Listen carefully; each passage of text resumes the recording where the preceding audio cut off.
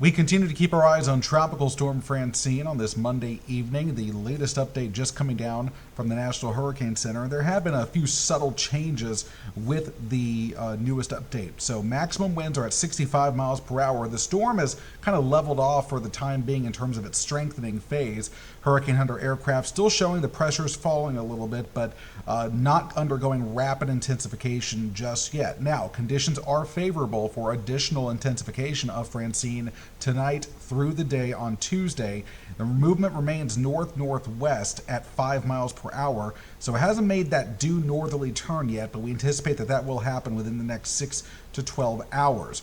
Now, the latest track coming in from the Hurricane Center is virtually unchanged aside from one small adjustment. There has been a slight eastward shift in this latest track, following in line with some of the evening computer models, still anticipating a Category 2 hurricane at landfall with maximum winds near 100 miles per hour.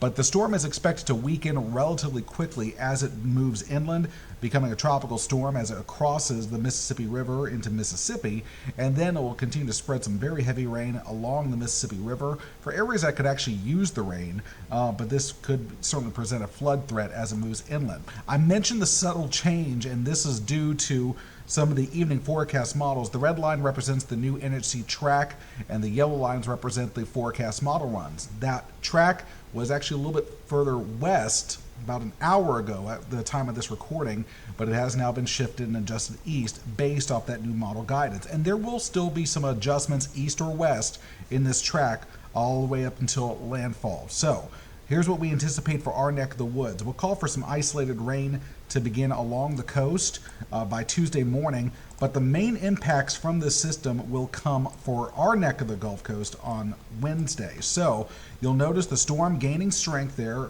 organizing as it begins that northeasterly turn. And what we're really concerned about on the Alabama, Mississippi, and Northwest Florida Gulf Coast, you'll see it coming into play on Wednesday, and it's that area, those little isolated thunderstorms here as this plume of moisture sets on top of us. There will be enough wind shear in place where some of those storms could present a damaging wind or tornado threat as those storms start rolling in off the Gulf of Mexico. Now, as dry air begins to move in the wake of the system, we're thinking that the chance of rain will really start to drop off quickly by the time we head into your Thursday.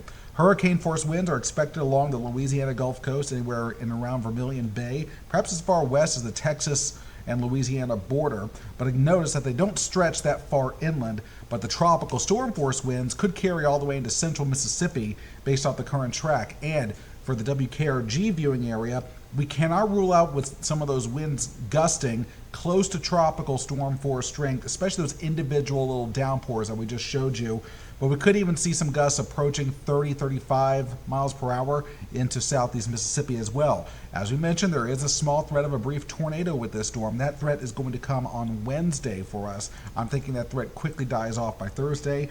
And with 2 to 5 inches of rain coming our way, we could see some instances of localized flash flooding. But I'm thinking overall this will prove to be more of a beneficial rain for us. So bottom line, we're going to keep our eyes on it. There will be some adjustments, some changes in the track all the way up until landfall. So again, bottom line and key takeaways: Francine still expected to become a Category 2 hurricane, making landfall on the Louisiana Gulf Coast, with lesser impacts overall expected for our stretch of the Gulf Coast. Also note increasing waves, and we'll also call for a high threat of rip currents that will continue as you move all the way through the end of the week.